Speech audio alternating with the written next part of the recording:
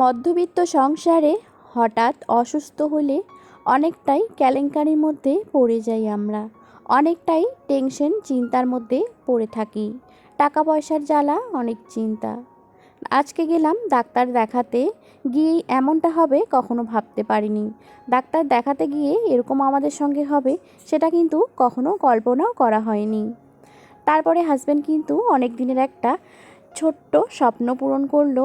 1 টাকা 2 টাকা করে জমিয়ে আজকে একটা মনের মতো জিনিস কেনা হলো, সাথে অনেক কিছুই শপিংও করা হয়েছে।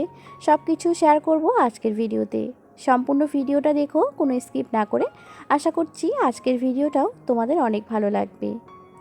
হ্যালো এভরিওয়ান, আসসালামু আলাইকুম। কেমন আছো সবাই? আই হোপ সবাই অনেক বেশি ভালো এবং সুস্থ আছো। আমরাও আলহামদুলিল্লাহ বেশ ভালো আছি। এই তো নতুন একটি দিনে নতুন একটি ব্লগে আবারও তোমাদেরকে ওয়েলকাম জানিয়ে আজকের ব্লগটি শুরু করছি। আজকেও আশা করছি রোজকার দিনের মতো আজকের ভিডিওটাও তোমাদের অনেক ভালো লাগবে। আজকে যেহেতু সানডে, সে কারণে কিন্তু হাজব্যান্ড কাজে যাবে না, ছুটি আছে। তো দেখো, প্রথমেই উঠেই কিন্তু বাবুকে উঠিয়ে দিয়েছি, আর হাজব্যান্ড চলে গিয়েছিল সে একটু মাংস নিয়ে আসতে। আজকে যেহেতু রবিবারে একটু স্পেশাল না হলে একদমই চলে না। আর হাজব্যান্ড যেহেতু মাংস খেতে খুবই পছন্দ করে, সে কিন্তু চলে গেছে মাংস নিয়ে আসতে। আমাদের বাড়িতে প্রায় কিন্তু বেশিরভাগ দিনেই মাংসটাই হয়, আর আমাদের পাশেই যেহেতু আছে মাংস নিয়ে আসার অনেকটাই সুবিধা। সে কারণে কিন্তু চিকেন বা মাটন যে মাংসই বলো না কেন, সবসময় কিন্তু মাংসটা একটু ভালোই নিয়ে আসা হয়।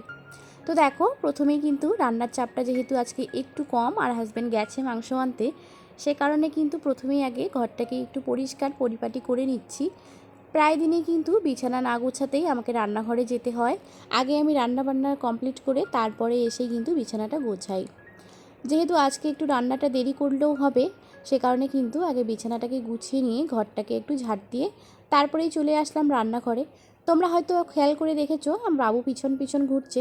আসলে বাবু আমার কাছে তার মোবাইলের লকটা খুলে যাচ্ছে। তার মোবাইল বলতে গেলে আমাদের একটা এক্সট্রা মোবাইল আছে, সেটাও একটু মাঝে মাঝে দেখে। সেই মোবাইলটাই কিন্তু লকটা খুলে যাচ্ছে ও দেখার জন্য। আমি কিন্তু খুলে দিচ্ছিলাম না বলে একটু কান্নাকাটিও করছিল, আর আমার পিছন পিছন ঘুরছিল। তারপরে ওকেও নিয়ে আসলাম রান্নাঘরে, এসে কিন্তু ওকে বিছানার মধ্যে বসিয়ে দিয়েছি। রান্নাঘরের যে চৌকিটা আছে, বিছানা করা নেই, শুধু এমনি চৌকিটা আছে, তো সেই চৌকিতে বসাই দিয়েছি। তার দাদিমা ওকে চা দিয়েছিল, ওই ও সকালবেলা যেটা খায় আর কি, দুধ মেরি বিস্কিট, ওই সেটাই দিয়েছিল, সে খাচ্ছিল। আর আমি এদিকে কিন্তু ব্রাশ মুখে নিয়ে আগে সমস্ত বাসি বাসনগুলো মেজে নিলাম। কালকে রাত্রে না বাসন মেজে রাখিনি।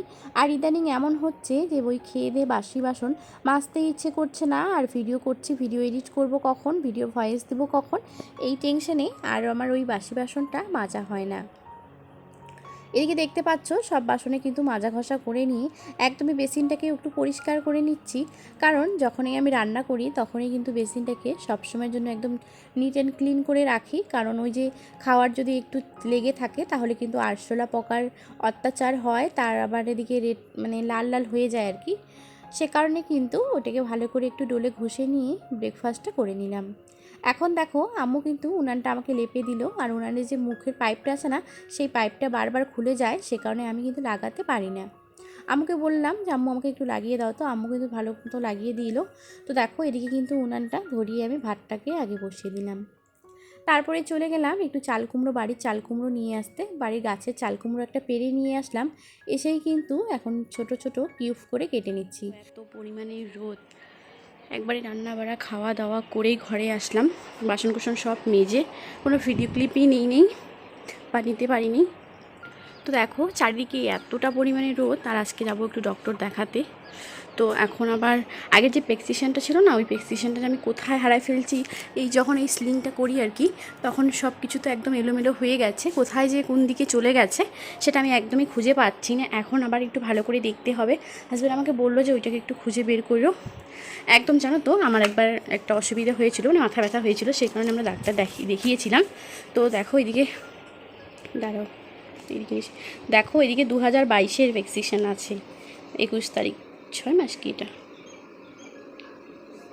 10 হ্যাঁ 10 মাস, 22 তারিখ, এই যে আফসানা পারভিন, কত দিন হয়ে গেল দেখো, এখন পর্যন্ত এই প্রেসক্রিপশনটা আছে, কিন্তু যেটা আমার লাগবে সেটাই পাচ্ছি না খুঁজে।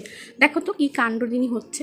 আবার এখন খুঁজতে হবে, দেখি যদি পাচ্ছি, যদি না পাই তো একদমই বাদ গেল আর কি। আবার প্রথম থেকে ইসে করতে হবে। আর আগেরটা হলে কিন্তু ভালোটা ট্রিটমেন্টটা ভালো হয়, সে কারণে একটু খুঁজি। চলো দেখতে থাকো ভিডিওটা সম্পূর্ণ, কোনো স্কিপ করবা না। আশা করছি আজকে ভিডিওটা তোমাদের অনেক ভালো লাগবে। তো এদিকে কিন্তু ছান করে বাবুকে সাজিয়ে তারপরে একসঙ্গে বেরিয়ে পড়লাম তিনজনেই। হাজব্যান্ডের বাইক নিয়ে যাচ্ছে। এখন কিন্তু প্রচুর পরিমাণে রোদ, আর এত গরমের তাপ, মানে রোদের তাপ আর কি, একদম থাকাই যাচ্ছে না। বাবুকে দেখো একদম কিভাবে বসে আছে, মাঝখানে এত চুপচাপ করে বসে আছে, গরমের জন্য একদমই শান্তি করে থাকতে পারছে না। যখন ওইদিকে একটু ছায়ার মধ্যে গিয়েছিলাম তখনই ও চিল্লা চেঁচামেচি সব শোনা যাচ্ছে, তার আগে কিন্তু একদম না। শর্টকাট রাস্তা দিয়ে যাচ্ছি, আজকে যেহেতু রবিবার আর হাট বসবে মালবাজারে, সে কারণে কিন্তু প্রচুর ভিড় হবে। আমরা কিন্তু বাগানের রাস্তা দিয়ে এদিকে বাইপাস হয়েই চলে আসলাম। ডাক্তার যেখানে বসেন, দত্ত মেডিকেলস, তো ওখানেই চলে এসেছি, দত্ত হেলথ কেয়ার আর কি।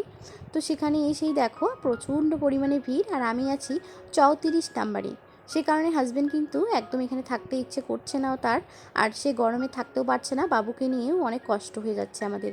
আমরা এসেই কিন্তু 2:30টার দিকে, মানে আমাদেরকে আসতে বলেছিল ওই 12টা কি 12:30টার মতো, আর আমরা আসলাম এদিকে 2টার দিকে। 2:30টার দিকে কিন্তু ডাক্তারবাবু ঢুকলেন, দেখো হসপিটাল থেকে বের হয়ে ঢুকলেন।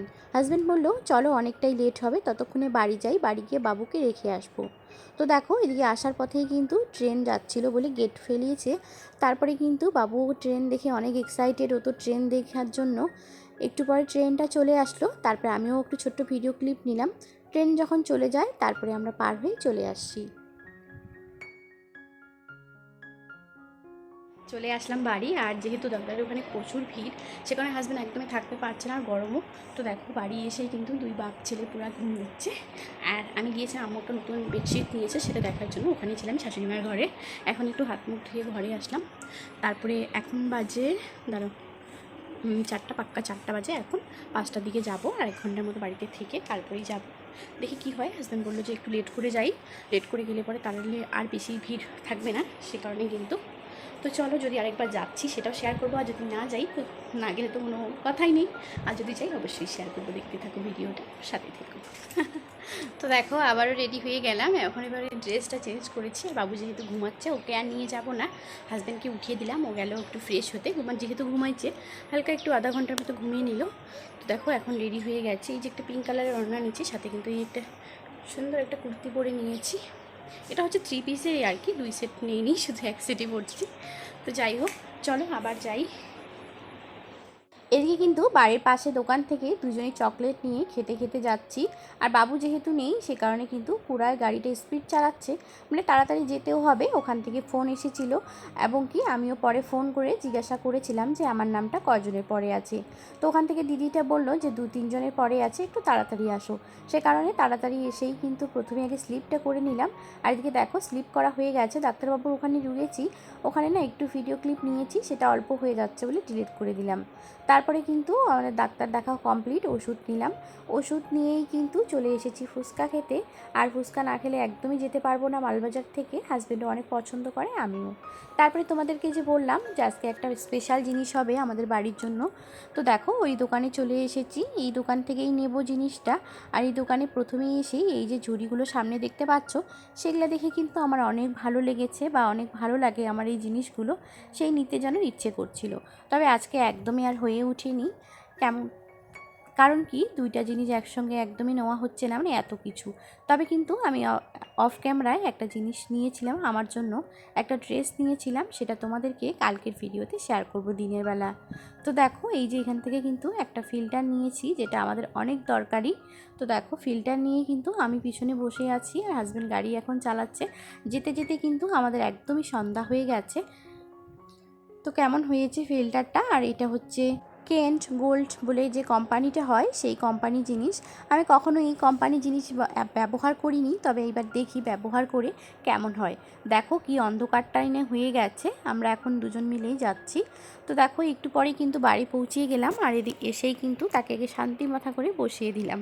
তারপরে হাজব্যান্ড কিন্তু আনবক্সিং করছিল, আর আমি হালকা মুলকা একটু করে ভিডিও ক্লিপ নিচ্ছিলাম।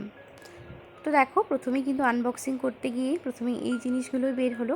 তারপরে যখন ওই জিনিসটা বের হলো, আমার হাজব্যান্ডের অনেক পছন্দের একটা জিনিস, তো একে একে কিন্তু সব কিছু বের করছে। আমরা কিন্তু এটা নিয়ে অনেকক্ষণ যুদ্ধ করেছিলাম।